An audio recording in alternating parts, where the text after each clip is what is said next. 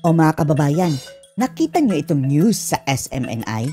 Na ayon daw mismo sa NAMFREL National Movement for Free Election, ay mayroon daw 17 million overvotes mga kababayan ang hindi nasali sa bilangan. Doon lamang yan sa senatorial race. What? 17 million votes ang na-invalid mga kababayan, hindi nasali? Bakit ganyan karami?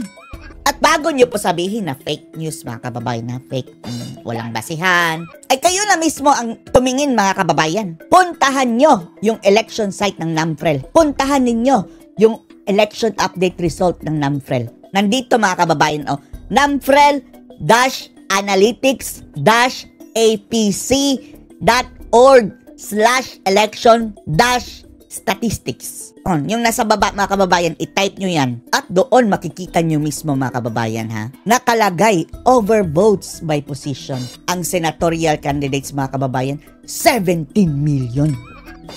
Hindi yan na-count na boto mga kababayan. Baka kasali dyan ang Duterte Nagkamali nga ba ang mga botante mga kababayan sa halip na 12? Nasobrahan nila? 17 million talaga na boto ang hindi nabilang? Bakit ganyan karami?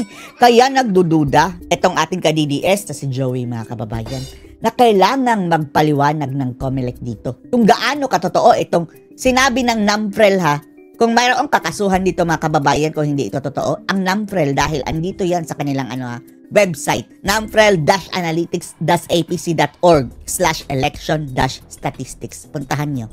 Tingnan nyo. Kayo mismo ang maghanap, nandoon ang 17 million na overvotes na hindi nasali sa bilangan. Pagka-senador lang yan Panoorin nyo ito yung balita sa SMNI The overvote is 16,801,221. Wow. Mas malaki pa nga mga kababayan dahil ang latest right now is 17 million na. Ang overvotes ayon sa NAMFREL. So, it's 32% of the total vote cast. This is just so huge. And itong dayaan na to, if this is proven, if this is not explained by COMELEC. Explain, COMELEC explain. Eto mga kababayan, yan website ng NAMFREL, makikita nyo. Kahapon pa ata ito na news mga kababayan, kaya 16 million pa lang ang data na nang doon pumasok. Pero ngayon mga kababayan, today, 17 million na ang naitalang overvotes. I think the election should be nullified because this is enough to really change the course of the entire election. COMELEC, i-review mo daw yung talagang nagka-overvote ba ng ganyang karami? Kung ang Duterte mga kababayan, halos lahat ng iyon, malamang marami talagang boto ang Duterte. Kaso na overvote lang. At ang tanong, talaga bang overvotes? Baka nagkamali lang ang machine. Ganyan talaga karami ang nagkamali ng boto mga kababayan. 17 million? Ano yan? Votes na yan overall? O baka sa isang tao, kinount na yung di ba 12 lang dapat? Kung 13 ang binoto, 13 din ang pagkabilang ng overvotes? Ewan lang natin So, COMELEC has something to, they really have to do a lot of explaining here. And hindi lang explain mga kababayan, dapat mayroong mag-imbestiga dyan. Bakit ganyan karami ang overvotes? Bakit mayroong kalaki na overvoting ngayong election na to? Ang COMELEC, sige, i-verify nyo din kung tama yung ni-report ng NAMFREL. Baka rin naman mga kababayan, ang NAMFREL ang nagkamali. Pero etong NAMFREL mga kababayan, supposedly nag-check din. Yan nga ang kanila nakita. Kung maliit lang naman yan and it's not gonna change the course of the entire election, pwede mong lunukin Pero hindi maliit ang 17 million mga kababayan. 16,801? This is almost 17 million Nagboto sa 17 million na nga sa latest today. NAMFREL website. Senatorial race na hindi nabilang. So, this is a massive disenfranchisement on the part of COMELEC. Ngayon, I think... Eto mga kababayan hindi natin agad sasabihin na mayroong dayaan. Unless walang magbusisi nito mga kababayan, mananatili ang ating duda. Ito ang dapat aksyonan ng COMELEC. Nasaan yung mga balotang nagka-overvote? Tingnan natin kung talagang overvotes ba. Dapat mga kababayan, mayroong mag-review dyan. What COMELEC failed to see, and I think this is the area where voters like myself should pound the COMELEC on. Kayo, nagka-overvote ba kayo mga kababayan? Sino-sino dito ang nagka-overvote? Nagkaroon ng NAMFREL ng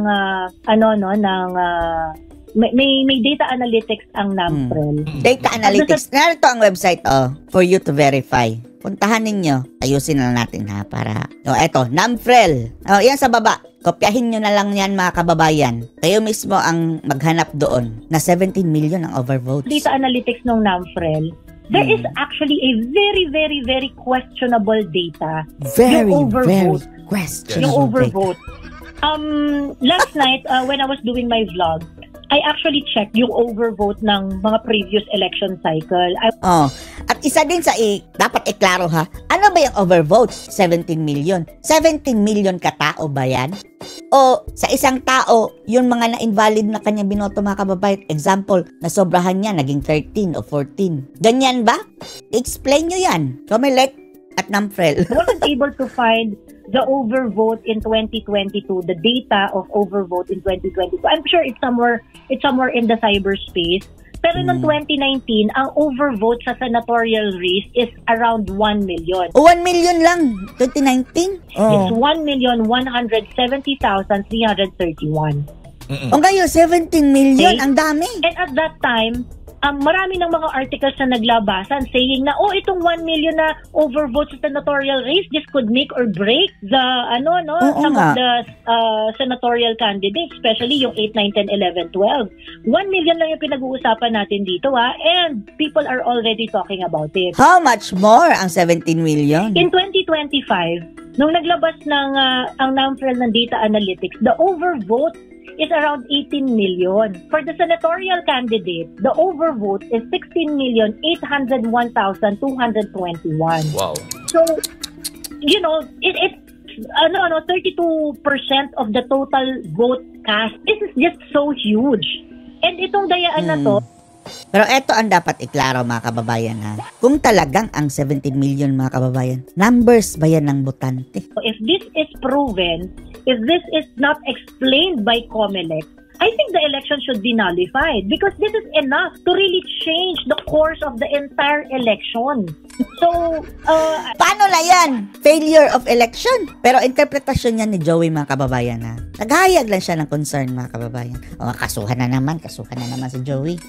Kagaya nung mga kababayan, si Respicio, na sabing posibleng mahak, kinasuhan nila. Eto, nag-raise lang siya ng question mga kababayan and concern para maalis ang doubts Pero yang if ever mga kababayan, kung hindi itong 17 million, kung hindi yan, ibig sabihin na botante, posible yung sumobra sa 12. Na siguro mga kababayan, kapag, di ba, kung 13 ang iyong naboto, invalid na, overvote na, siguro sa isang tao, 13. So, kung i-divide natin mga kababayan, minimum of 13 lang 17,028,780 divided by, example, di ba, 13 and up, overvote na yan, hindi na yan pwede. I-divide lang natin ng siguro 13, minimum ng overvote. 1.3 million mga kababayan ang posibleng nawala na boto.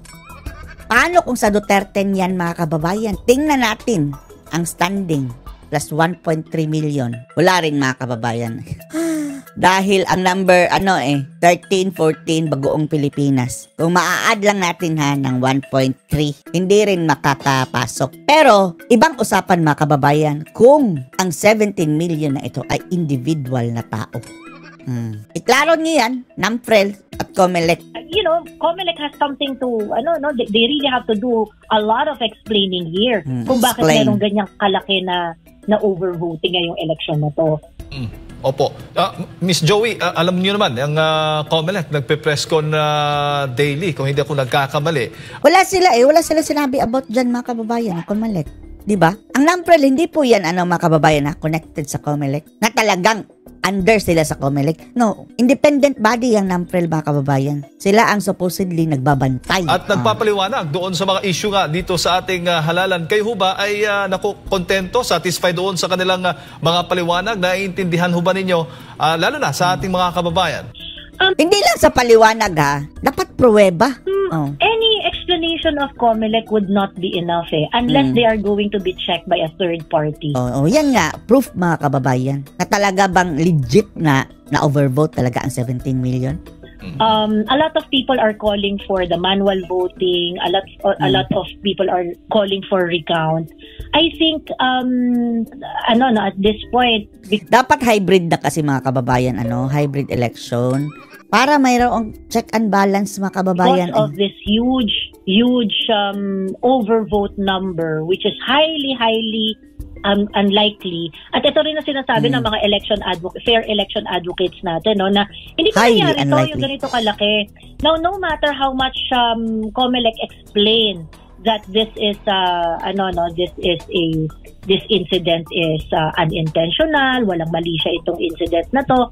The fact that there is 16 million votes. Baka katulad din yan ng yung 400 plus ang nanalo ng jackpot sa loto.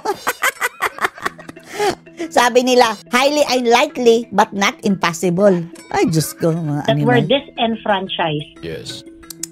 So, anong masasabi niyo dito mga kababayan sa nakitang parang kakaiba dito sa issue ng overvotes? Post your comments below.